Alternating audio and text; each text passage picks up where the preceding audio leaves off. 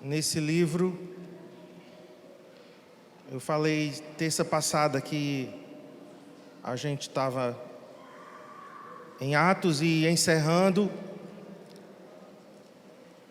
mas hoje a gente vai continuar nesse capítulo 14 e vamos ver aqui sobre o discipulado, da igreja de Atos. Quero ler com vocês a partir do verso 21.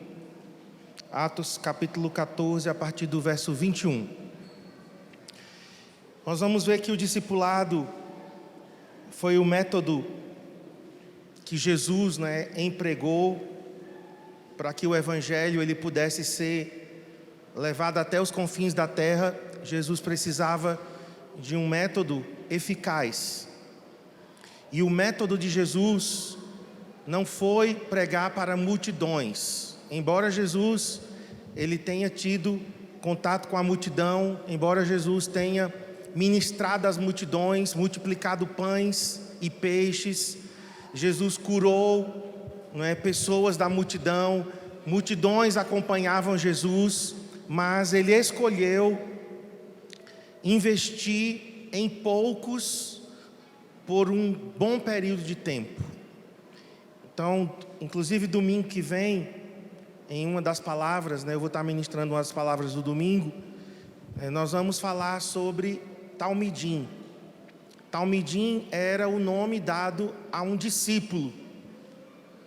Então tinha o Rabi, que era o mestre, e cada mestre tinha os seus discípulos. Então isso já vinha lá do Antigo Testamento.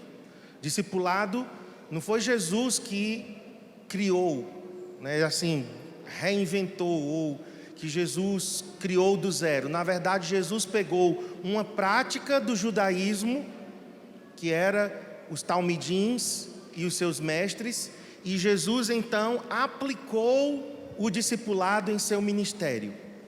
Agora, os apóstolos, eles imitaram Jesus. Os apóstolos, eles pegaram o método de Jesus e eles aplicaram da mesma forma como eles receberam. Então, vamos ler aqui Atos 14, 21. Depois de terem anunciado as boas novas em Derbe e feito muitos discípulos, preste atenção, quantas vezes a palavra discípulos vai aparecer aqui, somente nesses versículos aqui, nesse curto espaço aqui de versículos. Depois de terem anunciado as boas novas em Derbe e feito muitos discípulos, Paulo e Barnabé voltaram a Listra, Icônio e Antioquia da Psídia.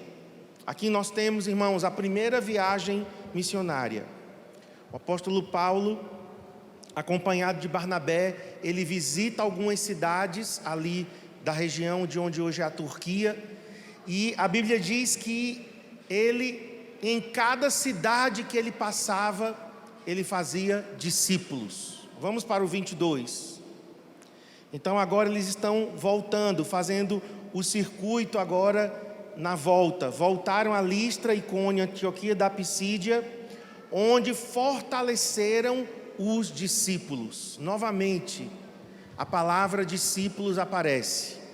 Eles os encorajaram a permanecer na fé, lembrando-os de que é necessário passar por muitos sofrimentos até entrar no reino de Deus.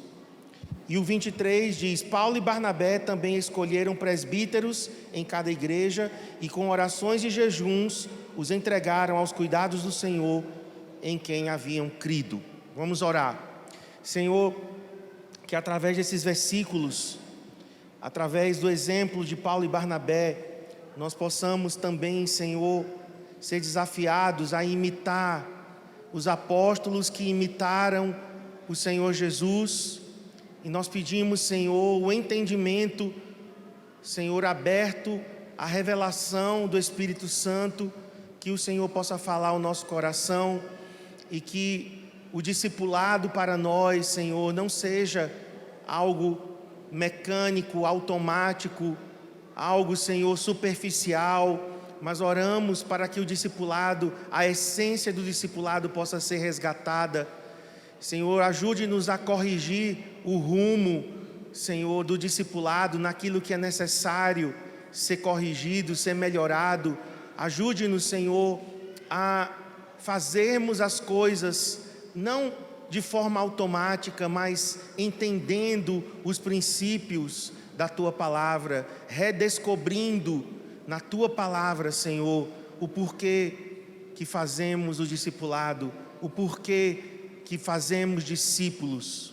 Eu oro por isso, Pai, em nome de Jesus. Amém. Queridos, o nosso motivo nunca pode ser de forma automática. Tem pessoas que fazem a obra de Deus no piloto automático. O que é isso? Elas fazem as coisas e elas não sabem por que fazem.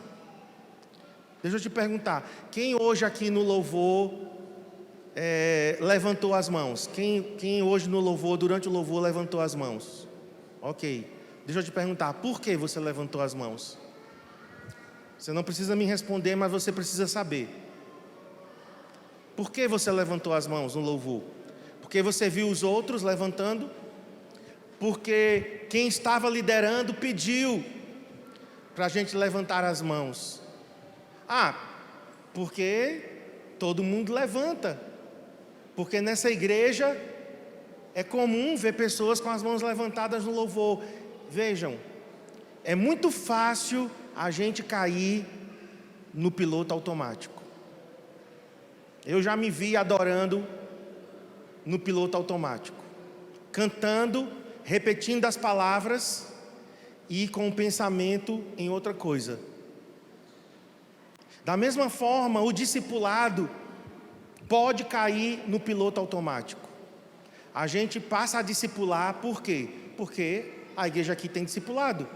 Não, porque todo mundo discipula. Não, porque eu sou discipulado, então eu acho que eu tenho que discipular. E muitas vezes nós precisamos voltar para as Escrituras, redescobrir a essência do discipulado. E a gente tem falado com os supervisores que algumas coisas elas precisam ser colocadas de volta no seu devido lugar. Nós já estamos nessa jornada há mais de 10 anos. E o que vai acontecendo, irmãos? Ao longo de 10 anos, algumas coisas vão perdendo a força. Algumas coisas vão sendo feitas de forma relaxada. Algumas coisas ao longo do tempo vão perdendo a essência. Vai perdendo, o vigor.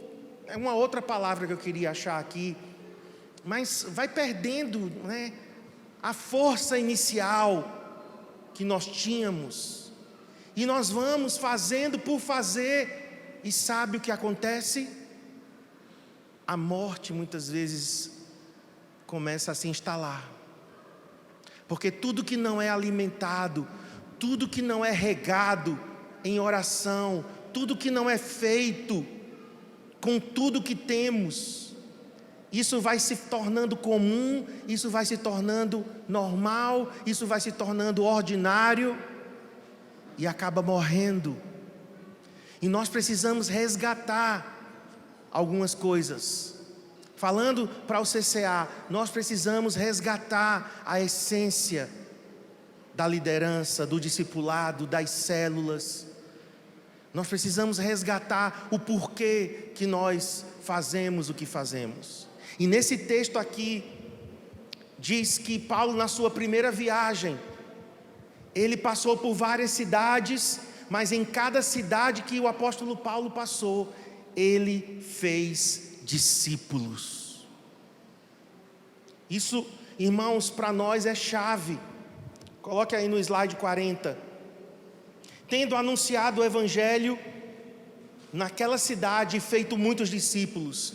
Paulo aqui, a Bíblia nos diz que ele fez convertidos. Muitas pessoas estão fazendo apenas convertidos. Tem igrejas que estão muito preocupadas em fazer convertidos. Mas o que a Bíblia diz que eram discípulos que estavam sendo feitos. Também não eram frequentadores de cultos, frequentadores de uma reunião. frequentadores de uma célula. Aqui diz que eram feitos discípulos. Nós podemos, irmãos, estar apenas ajuntando gente, lotando o culto, juntando gente na célula, mas a minha pergunta é: essas pessoas, elas estão se tornando discípulos? Elas estão se tornando aprendizes, alunos do Mestre? Elas estão imitando Jesus? Glória a Deus pelo movimento evangélico no Brasil. O censo agora de 2020 vai nos surpreender, tenho certeza, para o bom. Tenho certeza que o censo vai revelar um número gigantesco de evangélicos no Brasil. E do censo de 2010 para 2020, em 10 anos a gente vai ver um salto muito grande. Mas 80 milhões. Os mais otimistas estão estimando em 80 milhões. Os mais realistas estão em 60 milhões, o que já é uma grande coisa. Hoje nós temos 210 milhões de brasileiros. Se nós formos 80 milhões, significa que estamos nos aproximando quase da metade. Mas a minha pergunta é: desses 80 ou 60 milhões, quantos são discípulos? A questão não é convertido, não é a igreja lotada de pessoas. A outra coisa que eu coloquei aqui: não eram apenas crentes. O que é que você é? Não, eu sou crente. Até o diabo é crente, diz em Tiago. Até o diabo crê e estremece. Só nesse capítulo, eu quero que a gente conte aqui, do verso 20 ao verso 28, 4 vezes a palavra discípulos. Do 20 ao 28, repetidas 4 vezes a palavra discípulos. Aqui, último ponto. Só nesse capítulo 14 a palavra discípulo aparece 4 vezes. Vamos ver aqui. Verso 20. Rodeando-os, porém, os discípulos, uma vez. Verso 21. E tendo anunciado o evangelho naquela cidade e feito muitos discípulos. Número 2. Agora mais para frente.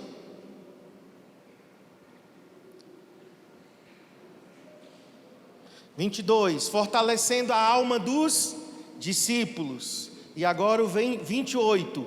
E permaneceram não pouco tempo com os discípulos. Então nós temos aqui, em um trecho muito curto, de 20 a 28, são 9 versículos, e nós temos aqui 4 vezes a palavra sendo repetida. Isso mostra, queridos, a importância que discípulo tem em Atos dos Apóstolos. Isso mostra como a igreja de Atos entendeu que não era convertidos, frequentadores de cultos ou apenas crentes. Eram discípulos. A palavra discípulo é matetés, que significa um aprendiz, um aluno. Alguém que senta aos pés do mestre para aprender e praticar o ensino do mestre. Domingo eu quero falar mais sobre isso. Um verdadeiro discípulo, só vou adiantar um pouquinho do que eu vou falar. Um verdadeiro discípulo, ele dizia: eu quero ser coberto pela poeira das sandálias do meu mestre. Porque ele andava tão perto do mestre, o mestre ia na frente, ele ia atrás, e a poeira ia sendo levantada, e o discípulo ficava coberto de pó. Porque ele andava ao lado, ele andava junto com o seu mestre. Mas eu quero, nesse capítulo aqui, no verso 21, vamos ver aqui 3 responsabilidades que Paulo e Barnabé nos inspira, como no cuidado com os discípulos. Pode colocar aí, 3 responsabilidades de um discipulador. Slide 41, por favor. 3 responsabilidades de um discipulador. Primeira responsabilidade está aí no verso 21. Verso 22, desculpem. Fortalecendo a alma dos discípulos. Então Barnabé e Paulo fizeram um circuito, uma viagem, e depois eles voltaram pelas mesmas cidades, e aqui diz que eles foram fortalecendo a alma. E a palavra aqui é psique, que também pode ser o ânimo dos discípulos. Um discipulador é alguém que fortalece o ânimo daqueles que discipula. Eu preciso ser um fortalecedor do ânimo de vocês. Eu preciso, como pastor de vocês, como discipulador de vocês, indireto que sou, eu tenho que fortalecê-los. Você precisa entender que essa é uma das missões que o Senhor nos deu quando Ele coloca pessoas em nossas mãos. Fortalecer aqui significa estabelecer em adição. Eu gostei disso aqui. Estabelecer em adição. O que é isso? É quando eu adiciono coisas na vida da pessoa. É quando eu acrescento coisas na vida dessa pessoa. O que é que eu estou acrescentando na vida de alguém? O que é que eu acrescento na vida do meu irmão? Eu adiciono o que na vida dele? Porque tem gente que não adiciona, né? Tem gente que subtrai. Tem gente que em vez de acrescentar, tira, suga. Um discipulador é alguém que fortalece, torna mais forte, torna mais firme e confirma. Como? Como nós vamos fazer isso, irmãos? Primeiro, através do ensino da palavra. Nós precisamos abrir a palavra e discipular com a Bíblia aberta, trazendo o ensino da palavra aquilo que nós estamos falando no discipulado. Não apenas os nossos conceitos e opiniões, conselhos, mas nós precisamos dizer o que a Bíblia diz. Quando eu abro a palavra e eu digo, olha, a Bíblia diz isso sobre finanças, isso sobre o casamento, a Bíblia diz isso sobre a criação de filhos, eu estou acrescentando, porque não é apenas a minha palavra, mas a poderosa palavra de Deus, implantada, como disse Tiago capítulo 1 diz, a palavra de Deus implantada em seu coração é poderosa para salvar as suas almas. Abra lá comigo em Tiago 1. Lembrei desse texto agora.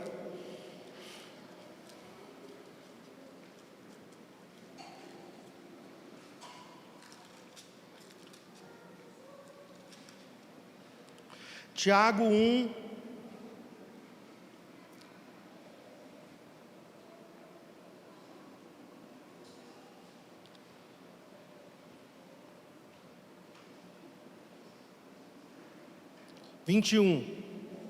Tiago 1, 21. Portanto, despojando-vos de toda impureza e acúmulo de maldade.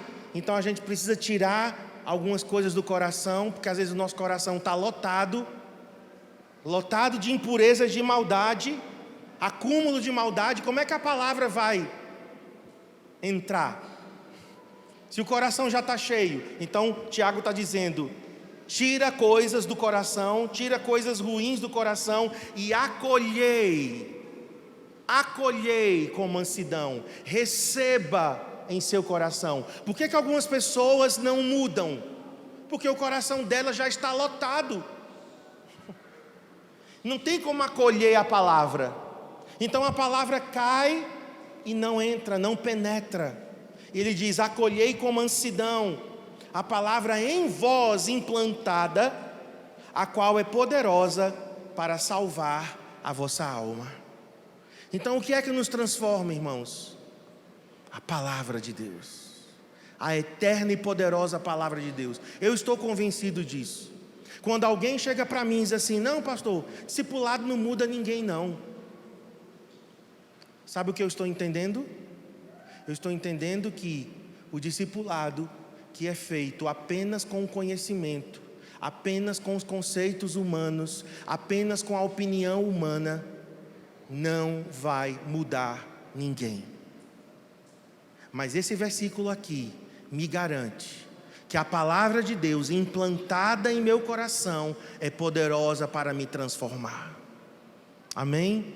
Então, como é que eu fortaleço o meu discípulo? Quando eu abro as Escrituras e eu ensino a palavra. A outra coisa que eu coloquei aqui, busca por revelação. Nós precisamos ensinar as pessoas a buscarem por revelação. Por quê? Porque pode ser que fique apenas no nível mental. A pessoa tem um conhecimento mental, mas conhecimento mental também não transforma. A palavra de Deus precisa entrar, e ela precisa cair em nosso coração, e ela precisa germinar. Quando a palavra germina, revelação. Sabe aquela coisa que a gente fala, e tem um dia que a pessoa diz assim: agora eu entendi. Finalmente eu entendi. Sabe o que foi que aconteceu? Revelação. A palavra se tornou revelada. A palavra escrita se tornou viva. Você já leu a Bíblia e saltou um versículo que você estava lendo, parece que o versículo vem assim no teu encontro, dá um tapa na tua cara, um tapa do bem, e você diz: entendi. Alguém já experimentou isso ou só eu? Sabe o que é isso aí? Revelação. E eu preciso pedir isso a Deus, porque é Deus quem dá espírito de sabedoria e de revelação. E a outra coisa que eu coloquei: intimidade com o Espírito Santo. Então, como que eu fortaleço a alma, o ânimo dos meus discípulos? Acrescentando coisas na vida dele. Queridos, eu queria pedir que a gente agora não tivesse mais conversando, nem andando, de um lado para o outro. Eu queria pedir que toda conversa agora, toda distração, pudesse agora cessar. Quem tem crianças, eu peço, com muito carinho, que você mantenha o seu filho junto de você, por favor, porque eu sinto muita distração, desde o momento que eu estava sentado ali, muita distração, tentando roubar aquilo que Deus quer plantar em nosso coração. É impossível que a palavra seja plantada onde a gente não está recebendo, mergulhando na palavra. Sabe, você precisa anotar versículos, você precisa anotar no celular, você precisa anotar num papel, porque senão não tem esperança de mudarmos. Não é a minha palavra. Isso que eu estou pregando aqui está acontecendo agora. Fortalecer você é com o ensino da palavra, mas é com revelação também. Intimidade com o Espírito Santo. Então nós precisamos ensinar as pessoas a elas cultivarem intimidade com o Espírito Santo. Porque às vezes o que é que as pessoas querem? Elas querem que nós sejamos mediadores. Mas só existe um mediador entre Deus e os homens, e o nome dele é Jesus. Eu não sou mediador de ninguém. Todo crente tem livre acesso, direto acesso à presença do Senhor. Todo crente pode ir até a fonte e beber, não precisa passar pelo discipulador, não. Se isso estava sendo ensinado, se isso foi ensinado, está errado, isso é pecado e é heresia isso. Que um discipulador seja necessário para que alguém tenha comunhão com Deus. Que um discipulador seja necessário para que alguém tenha respostas de Deus. Gente, isso é catolicismo romano. As pessoas não tinham acesso a Deus e tinham que ir por intermédio do sacerdote, do padre. Mas hoje nós cremos no sacerdócio universal de todos os crentes. Então todo crente pode e tem acesso através do sangue de Jesus. O discipulador é apenas alguém que facilita para que a jornada não seja sozinha. É alguém que te dá a mão e diz: vamos junto. Mas o discipulador também precisa ouvir o Espírito Santo para ele mesmo. Então não vamos permitir que ninguém faça de nós uma muleta, nem espiritual, nem emocional. Emocional é pior ainda. Se muleta espiritual já é ruim. Imagine um discipulador como uma muleta emocional. Vai gerar uma dependência emocional. E a pessoa vai dizer: não vivo sem você mais. Preciso de você. A pessoa vai te sugar até o tutano. Você vai ficar só o couro e o osso. Porque um dependente emocional é assim, ele te suga até você não aguentar mais. E depois ele diz: tchau, preciso de outra agora para sugar. Então nós não vamos, irmãos, fazer isso. Fortalecer a alma dos discípulos. Ensino da palavra, diga ensino da palavra. Busca por revelação e intimidade com o Espírito Santo. Eu desafio você a buscar essas 3 coisas, para que você possa dar isso. E individualmente nós busquemos a palavra, a revelação e a intimidade com o Espírito. Porque temos acesso direto ao trono da graça. Amém? Quando a gente adiciona isso, as pessoas são fortalecidas na alma, no ânimo. Ah, estou desanimado. Você sabia que tem desânimo que não sai dormindo muito, não sai com férias? Tem desânimo que não sai colocando as pernas para o ar. Porque tem desânimo que a raiz não é física. Se você está com sono físico, durma e o sono vai passar, né? O sono vai passar. A tua necessidade de sono vai ser suprida. Mas se a necessidade não é física, se a necessidade é emocional ou se a necessidade é espiritual, só indo à fonte. E eu acho que a grande maioria das necessidades que nós temos passam pelo espiritual. E aí ninguém pode suprir, senão a fonte que é o nosso Deus. Agora a segunda coisa que o texto nos diz, volta lá para Atos 14. Depois de fortalecendo, diz exortando. No verso 22, exortando-os a permanecer firmes na fé. A palavra exortar é encorajar. Eu expliquei isso aqui, acho que algum Tadel atrás, que a gente aprendeu que a palavra exortar é corrigir. A palavra exortar, né, é dar lapada. E a palavra exortar não é nada disso. A palavra exortar é encorajar. O verbo aqui é chamar para perto, chamar para o teu lado. É a mesma palavra que é para o Espírito Santo, Paráclito. O nome do Espírito Santo é Paráclito. O que é Paráclito? O Consolador. Mas a verdade é que essa palavra, o Consolador, significa alguém que te chama para perto dele. O Espírito Santo é aquele que nos chama para perto e por isso somos encorajados. Então nós somos também chamados a encorajar as pessoas. Como é que eu encorajo? De longe? Não. Você sabia que literalmente eu não posso encorajar vocês do púlpito? Posso encorajar com palavras, mas na prática, para eu encorajar, por exemplo, para eu encorajar aqui o Geraldo, como é que eu encorajo o Geraldo? De longe, só falando para ele: vamos, Geraldo, vamos, rapaz, levante, rapaz, corra, você pode. Não. Encorajar requer que eu desça, que eu me coloque do lado dele, e aí sim, vamos juntos. Aqui eu estou encorajando. Biblicamente, encorajar é essa palavra, se colocar ao lado de alguém para ajudá-lo. Não é de longe. Por isso que o discipulado, nunca vi um discipulado, só acontece uma vez por semana. Isso não é discipulado não, irmãos. Isso é um encontro semanal que a gente está chamando de discipulado. Mas discipulado não é isso. Discipulado é mais do que a gente ter uma horinha marcada para se encontrar e fazer uma prestação de contas. E aí, como é que você está? É mais uma consulta médica, né? E aí, Como é que está? Leu a Bíblia? Orou? Jejuou? Tem mais alguma coisa que você está sentindo?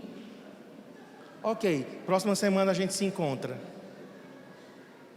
Gente, isso não é discipulado, não vamos chamar isso de discipulado.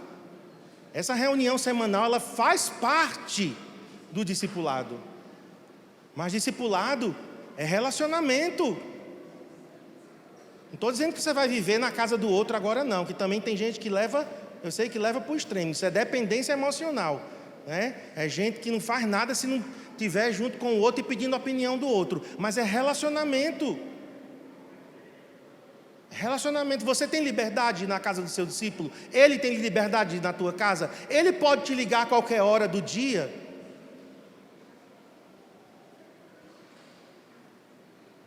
Então vamos reavaliar o que seria exortar aqui, encorajar, trazer para o lado, estar perto para poder encorajar. É diferente de só corrigir. Você sabia que até um cachorro que você bate muito nele, ele não fica mais perto de você? Até um animal, ele não quer mais estar perto de você. Imagine um ser humano, que toda vez que chega perto de você é só para levar cajadada, é só para levar correção e é só para levar... Não é assim, é correção, mas trazendo para perto, você conquista a confiança da pessoa. Se eu não tenho a tua confiança, eu não tenho direito e nem acesso a te corrigir. Não tenho acesso, você vai ficar com raiva de mim. Agora, se eu tenho a tua confiança, se eu tenho o teu coração, aquilo que eu falar, porque eu estou perto de você, correção, ressaltando quem a pessoa é em Cristo e o que a palavra diz sobre ela. Não estou dizendo que a gente não vai corrigir não, viu? Por favor, não distorça, não leve para o extremo. É uma correção debaixo de um relacionamento de confiança, onde eu tenho acesso ao coração daquela pessoa, porque eu estou ao lado dela, e eu então corrijo, dizendo quem ela é em Cristo e o que a palavra diz a respeito dela. E a terceira coisa, que aqui o texto diz, mostrar que através de muitas tribulações, nos importa entrar no reino de Deus.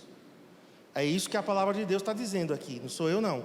Mostrando que, através de muitas tribulações, nos importa entrar no reino de Deus. Eu preciso preparar o meu discípulo para a vida. Eu preciso preparar as pessoas para suportar pressões. Eu não posso alimentar o que essa geração melindrosa, não me toque, de açúcar, no máximo de manteiga, que quando vem o calor derrete, que quando vem a chuva derrete. Não, aqui diz que eles mostravam, discípulos, nos importa entrar no reino de Deus, mas não vai ser de qualquer jeito não, vai ser com tribulações. Não é que as tribulações são pré-requisito para se entrar no reino de Deus. Pré-requisito para entrar no reino de Deus, e reino de Deus aqui é o futuro, né? É a vida futura que nos espera. Salvação é por causa do que Jesus fez, mas no pacote vem tribulação, vem pressão, vem problemas. A palavra tribulação aqui é eclipsis. O que é isso? Esmagar uma azeitona na prensa para sair o óleo. Azeite de oliva só sai com azeitonas esmagadas. Essa é a palavra. Então eu não posso estar iludindo as pessoas.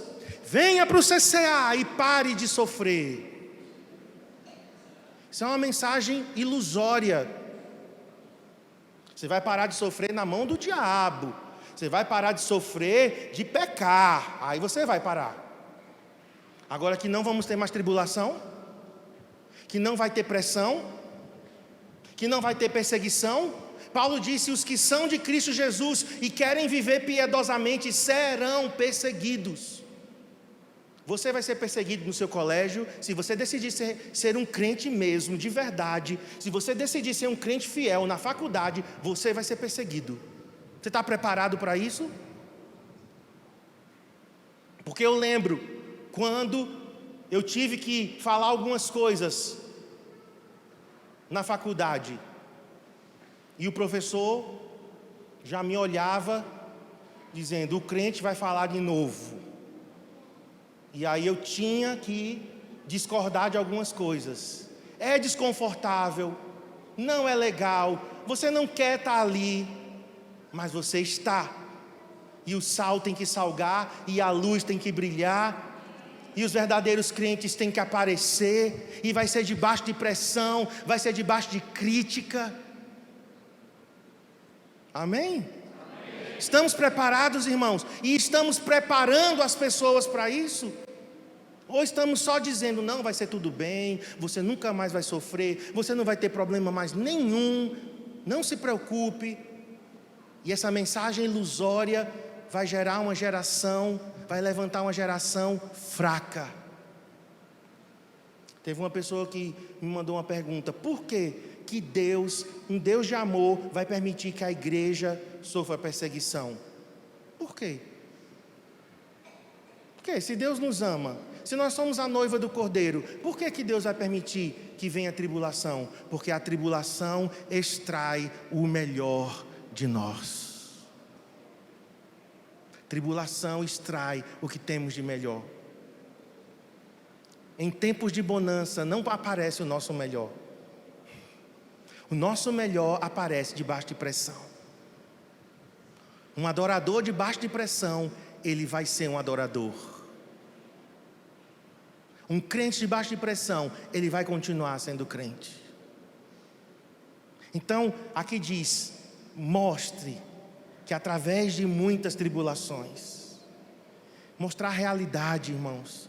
Qual é a realidade de seguir a Cristo? Eu estou terminando. Renúncia. Tiraram essa palavra do cristianismo.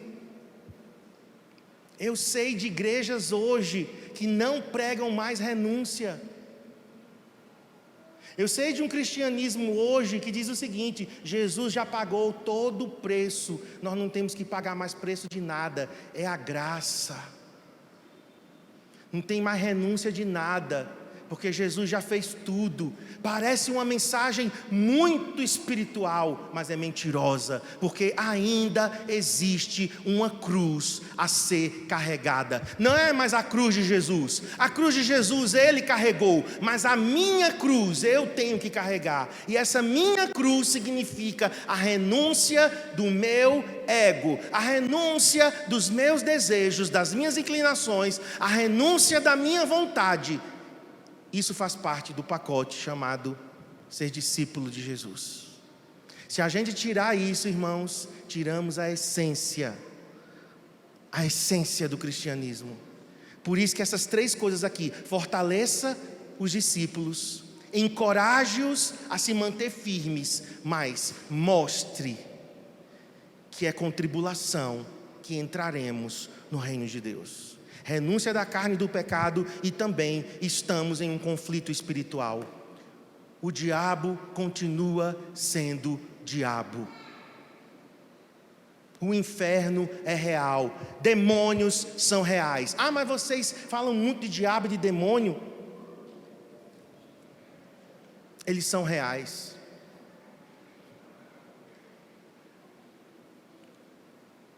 Um diabo velho ensinando a um diabo novo. Um demônio velho. Isso foi o C.S. Lewis que escreveu As Cartas do Inferno. E o diabo velho estava ensinando o diabo novo como atacar os crentes. Sabe o que foi que o diabo velho disse ao diabo novo? Convença-os que você não existe. Só isso, não faça nada. Convença-os que você não existe, que você não atua, que você não está lá. Se os crentes disserem assim: não, essa coisa de diabo, essa coisa de demônios não existe não, a guerra está perdida para os crentes. Nós temos renúncia, mas nós estamos em um conflito espiritual. E esse conflito vai gerar pressão. Amém? Agora eu quero terminar aqui A gente vai orar. Deixa eu só esclarecer aqui, irmãos. Algumas pessoas, elas chegaram na igreja depois de um tempo que a gente está praticando o discipulado, e algumas pessoas não sabem de alguns requisitos para ser um discipulador. Então eu vou falar aqui de forma bem rápida, até por conta da hora também, mas eu quero terminar com isso. Para você ser um discipulador, primeiro você tem que nascer de novo. Uau! Segundo, você tem que se batizar nas águas, porque ninguém que nasce de novo se recusa a se batizar nas águas. O batismo nas águas já é um indicador de alguém que nasceu de novo. Terceiro, um discipulador precisa congregar nos cultos de celebração. E aqui eu quero dizer, irmãos, se alguém está discipulando e não frequenta os cultos de celebração fielmente, essa pessoa não pode discipular. Líderes, por favor, levem a sério isso. Isso daqui fala do futuro da igreja. Isso daqui fala de onde nós queremos chegar como igreja. Porque se nós diminuirmos isso aqui, nós vamos ter uma geração de discipuladores fraca. Congregar fielmente em uma célula. Por quê? Por que congregar em um culto em uma célula? Porque nós cremos que o culto de celebração é uma das asas da igreja e a célula é outra asa da igreja. Então alguém que não congrega em um culto de celebração e que não congrega em uma célula não pode ser um discipulador. Pode ser membro da igreja, pode frequentar a igreja, tudo bem. Mas discipulador requer que ele suba um degrau a mais. Outra coisa, tem que ser discipulado semanalmente. Não só é aquele encontrinho que eu falei de uma vez por semana, mas ser discipulado de verdade. Não é algo forçado, porque eu conheci casos de gente que só queria ser discipulado para fazer parte do ministério de música. Não queria ser discipulado na verdade. Mas já que para fazer parte do ministério de música eu tenho que ser discipulado, então você, né? Só que essas coisas não funcionam. Mais cedo ou mais tarde vai aparecer, vai vir à tona. A outra coisa, fazer encontro com Deus. Encontro com Deus, para nós, é um pré-requisito para quem quer ser um discipulador. Passar por um final de semana, que vai ser 29, 30 e 31 de maio, em um final de semana onde vai ser ministrado cura, libertação e outras coisas. Então o encontro para nós é importantíssimo. O encontro para nós não está assim relegado ao esquecimento, não. Concluir, isso aqui também é importante, e algumas pessoas não sabiam disso, mas agora estão sabendo. Concluir os cursos de fundamentos, concluir o curso de fundamentos ou estar na escola ministerial. Nós não vamos autorizar ninguém discipular que não esteja na escola ministerial ou já tenha concluído, no mínimo, o curso de fundamentos. Isso daqui é pré-requisito, irmãos. A pessoa, ela precisa estar na sala de aula aprendendo. O que é que ela vai falar de casamento, de criação de filhos? O que é que ela vai falar de romance real? O que é que ela vai falar, né, sobre a visão da igreja? O que é que a igreja pensa sobre o novo nascimento, batismo nas águas, ceia do Senhor? O que é que essa pessoa vai falar se ela não aprendeu?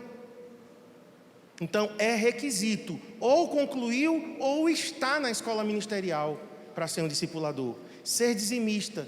Eu deixei isso aqui por último para vocês verem que isso para nós não é a importância de dinheiro, mas é a importância de fidelidade. Como uma pessoa vai discipular, ensinar os outros, se ela não está disposta a praticar? Quem ensina e não pratica, o que é que a Bíblia chama? Hipocrisia. Hipocrisia é quando eu mando os outros fazer uma coisa que eu não faço. E por último, se essa pessoa for solteira, ela precisa concordar com o romance real. Praticar o romance real em seu relacionamento.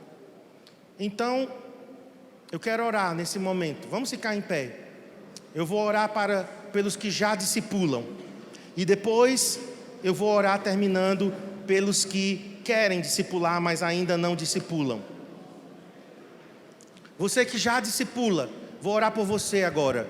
Qual vai ser a nossa oração? Para que a chama do discipulado queime de novo em nosso coração. Estava pedindo isso pelo pastor Ivanildo. Senhor, não é porque o pastor Ivanildo foi para longe, que agora está mais distante. Senhor, una-nos mais. Senhor, eu quero continuar amando ser discipulado, eu quero valorizar. Senhor, eu quero continuar sendo um bom discípulo. Me ajude. Eu estava pedindo isso por mim, porque eu vi, irmãos, em mim algo enfraquecendo. Estou sendo bem sincero com vocês. Algo enfraquecendo. Não, já falei tudo que eu tinha que falar. Pastor Ivanildo já me conhece. Que assunto que eu tenho para dizer? E o Senhor me disse: você está completamente errado, porque discipulado não é isso. Discipulado não é isso, Marcos. E eu quero orar por mim, quero orar por você, para que a chama do discipulado volte a brilhar, a queimar novamente. Põe a mão no seu coração. Senhor, oramos nessa noite pela chama do discipulado bíblico, porque se foi o Senhor quem usou esse método, trazendo os talmidins, o relacionamento do talmidim com seu mestre, é porque o Senhor sabia da importância que havia em relacionamento. Senhor, se estávamos perdendo, se essa coisa estava ficando fraca, se isso estava perdendo força em nosso coração, eu peço agora, Deus, sopra novamente sobre as brasas do discipulado em nosso coração. Aquece o nosso coração de novo. Eu oro pelo meu discipulador, coloco a vida dele, quero te agradecer por ele. Eu oro para que o meu relacionamento com ele, Senhor, seja cada vez mais próximo, intenso, gostoso. Senhor, eu peço, Deus, que o Senhor possa aprofundar isso em meu coração. E eu oro pelos discipuladores que estão aqui também, que eles entendam isso, Pai. Agora eu vou orar por você que ainda não discipula, mas você quer discipular. Você sente que esse é um dos chamados principais de Jesus. Depois de sermos adoradores, o segundo chamado é para sermos discipuladores. Então eu quero orar por você. Se você ainda não discipula, levante sua mão, vou orar por você. Senhor, esses irmãos e irmãs que querem ser discipuladores, querem cuidar de pessoas, estão levantando suas mãos dizendo: sim, Senhor, eu serei obediente à grande comissão. E eu oro por eles nessa hora, que eles cresçam, amadureçam, que eles aprofundem no relacionamento com a palavra, com a intimidade com o Espírito Santo, na revelação. Eu oro por maturidade sobre essa nova geração, que essa nova geração, Senhor, se levante com muita força, em nome de Jesus. Amém. Deus abençoe, irmão.